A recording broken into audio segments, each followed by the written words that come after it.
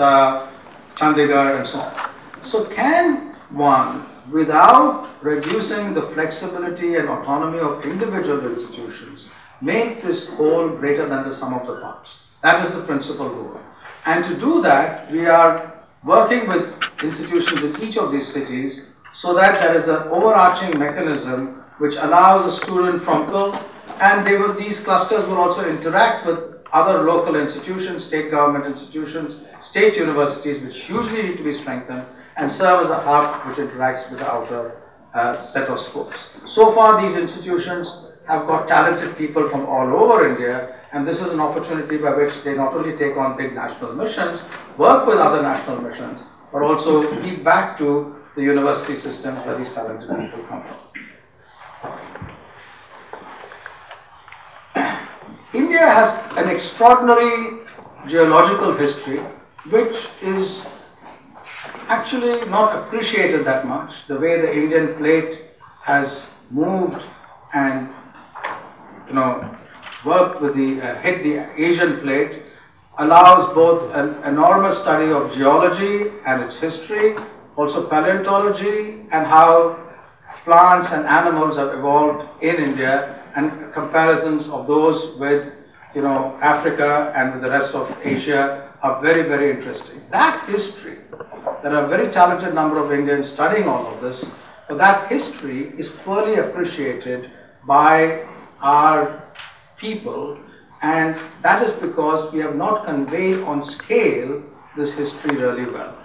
There have been some extraordinary efforts. For example, there is a school teacher, Varma in Madhya Pradesh, who found many dinosaur eggs and dinosaur bones, and he has embarked on his own to have a teaching program for children and a mini dinosaur museum over there.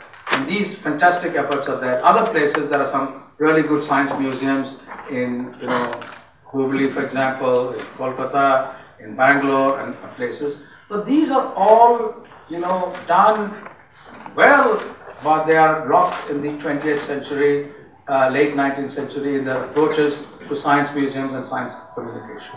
So the Earth Museum will look at India's history again in a manner which combines actual specimens, their preservations and research, with also digitizing the best of these areas from all over India, all over the world, and reaching out to communities all over India so that our children, our curious adults, our people in general are aware of our paleontological, geological and botanical and zoological history. Again, coming back to the point about our investment in institutions, we have invested rather heavily in infrastructure in many of our science institutions, and our state universities correspondingly, which have 95% of our students going there, have little awareness of where they can access these instruments, these technologies, collaborations are accessible, but people don't readily know where they are, and sometimes they're shy about going and reaching out, and people in the more well-funded institutions again need to know where others are. So link these, and to have a map of Indian science and technology, ISTEM, the Indian Science, Technology and Engineering Facilities Map, has been developed by a group supported by the PSA's office at the Indian Institute of Science, and this will have, this is ready to be inaugurated, and this will have a major impact on access all over the country by people to research resources. The energy security is a major challenge.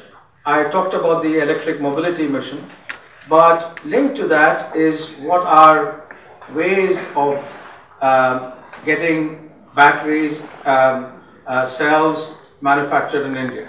Right now, both the batteries, they rely on technologies and elements which have to be imported, lithium, cobalt, nickel, and so on. So we are working with the Geological Survey and with all stakeholders to explore systematically India and also partner globally to see how we can reduce our or improve our energy security in these matters, as well as in the development of permanent magnets which require rare earths And there too, we are taking on a major program which will look at the development of permanent magnets across the pipeline of its development.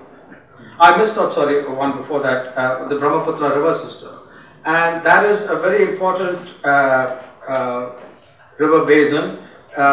It is very, very unusual, it's, I would say unique anywhere in the world, in which you have a very rapid movement of such a huge volume of water, and which changes from season to season and affects hundreds of millions of people and carries with it silt as well as all other materials, and can affect the agriculture, health and livelihood of populations. This basin needs to be looked at holistically from an ecological, economic point of view and from a science and technology point of view. What has been happening over the years is such holistic inputs have been given, they often are looked at, but while planning and executing them, the local conditions, local crises dominate. So how does one collect data from this whole ecosystem, analyze it, and use it for regular management is a big challenge. So we have extraordinary data experts, we have got extraordinary river experts, we have people in civil engineering and river engineering technologies, bringing all of them together to understand this ecosystem and advise those who are involved in planning execution of projects in the Brahmaputra basin would be a big thing. So I will stop here, and I would then conclude by saying that the Science, Technology and Innovation Advisory Council is not only an advisory council. When it was constituted, it had a set of terms of reference for this, which is to not only advise the Prime Minister, but to facilitate the formulation of implementation, to provide action-oriented future preparedness advice, to assist the government in looking at socio-economic problems, and so on, but importantly, also work with all our ministries and so on, so that we get out of our cover the hole, you have to water it, you have to garden this and make it grow. If you have units for each of these steps, these units need to work together to do the steps. It's not sufficient if you dig the hole somewhere, you plant the seed somewhere else, you water some other place. You know, you have all the right budgetary outputs, but the job is not done. For the job to get done, all of this has to work together.